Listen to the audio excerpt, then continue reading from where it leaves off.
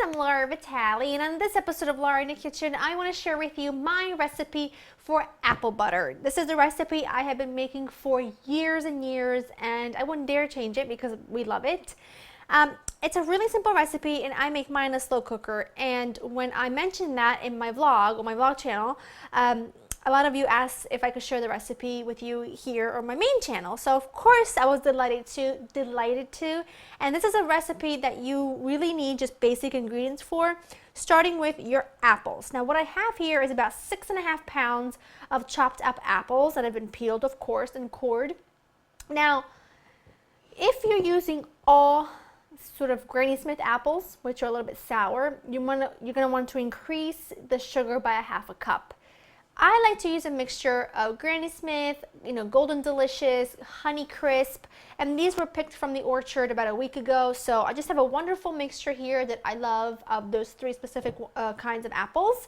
So besides the apples, you're gonna need some brown sugar, pumpkin pie spice, you'll need some salt, and you'll need some sugar, vanilla paste, and orange, which is totally optional. I love the combination of cinnamon and pumpkin pie spice and apples and orange, so I always add a little bit in there. Now I am going to be making this in my slow cooker. That's just how I always make it, so that's how I'm going to show you how to do it today.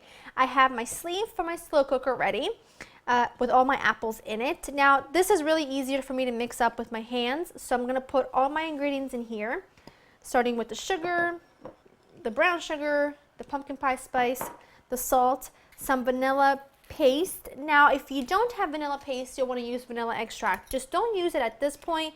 Use it about 10 minutes or so before it's ready, so which is not going to be for a long time because this needs to cook overnight for about 10 hours or so. Let's put some orange zest right in here. You don't need a whole lot, you just need a little tiny bit. Just really kind of maybe half of this orange will do the job. Perfect. Okay. Cook's best tools, clean hands.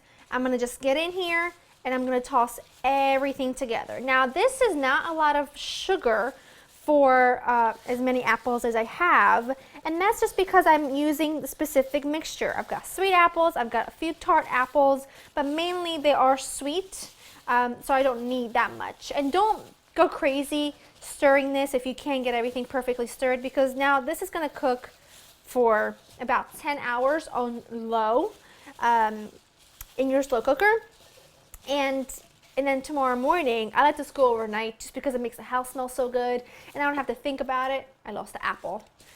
So anyways, I've got everything pretty much mixed up. Now what I'm going to do is put that I'm going to put this in my slow cooker, set it on low for about 10 hours, set it and forget it, and I'll show you what it looks like tomorrow morning when it's all jibbly and the apples have cooked down, and this is going to smell unbelievable. So I will see you tomorrow morning, and for you it'll be in like 2 seconds. Oh, that looks incredible. Now to recap, this was in my slow cooker on really low for about 10 hours, and then because it was like 7:30 this morning when the timer went off, what I did was I turned it off completely, and about an hour ago I turned it back on to low for a little bit just to bring it back up to temperature, and that's perfect. Now this is what you're looking for. It's released a lot of liquid, it's not thick yet, but the apples have started to cook down beautifully and smells unbelievable in here. Now what I have here is my immersion blender. And what you're going to do is you're going to puree this all up using your immersion blender. You can scoop this into like a food processor or even a blender will do, but this is just the easiest thing because it's all going to happen right in the same, right in here. So I'm just going to puree this up until it's nice and smooth, and I'll show you what it looks like once it's done.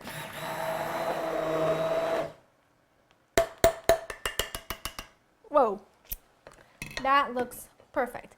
Now, at this point, if you wanted to, you could use this and scoop it on top of some vanilla ice cream, or on top of some muffins, or on top of some pancakes, and you name it. It would be delicious.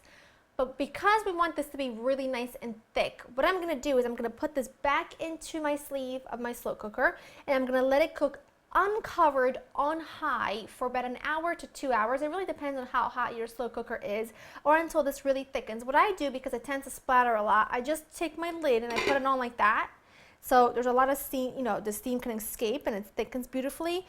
You can also leave it totally uncovered, but that does splash quite a bit. So that's what I'm going to do. I'm going to put it on high for about an hour or two, or until it's really nice and thick, and I will show you what it looks like when it is fully done.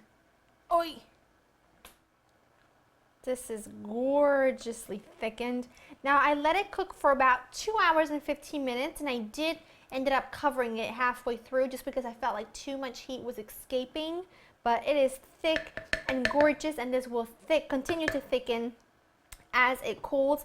Now you can do one of three things. You can can this and just can it, keep it in your pantry for whenever, or you can do what I do, which I keep mine. I'm gonna have this recipe and keep half of it in the fridge because it stays good in the fridge for a few weeks, and you can use it in baked goods. You can use it, spread it on anything. It's delightful. I'm gonna most likely use it all for baked goods. Like my apple cider pumpkin donuts, I'm gonna put these in. My apple butter pumpkin pie, muffins, you name it. Then take the other half and put it in the freezer. It stays good for months. And that is it. If you could smell this kitchen right now, it smells like fall. It smells warm from the spices. It's just insane. I'm just gonna give this a quick little taste with my little spoon. Look how thick that is. I mean, look at that. Oh.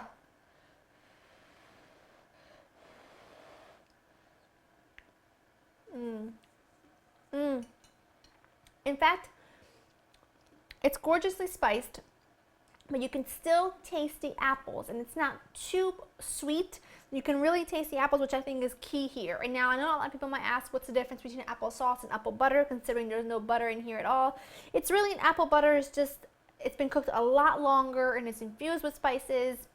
It's got a lovely color to it. It's phenomenal, and I cannot wait to start serving this. But that is it. I hope you found this video helpful, and I hope you've enjoyed this recipe. Head on all over to laurainthekitchen.com if you want to get the written version. Let me know how you like it, and if you have a recipe of your very own for apple butter. I hope you enjoyed spending time with me, and I'll see you next time. Bye-bye.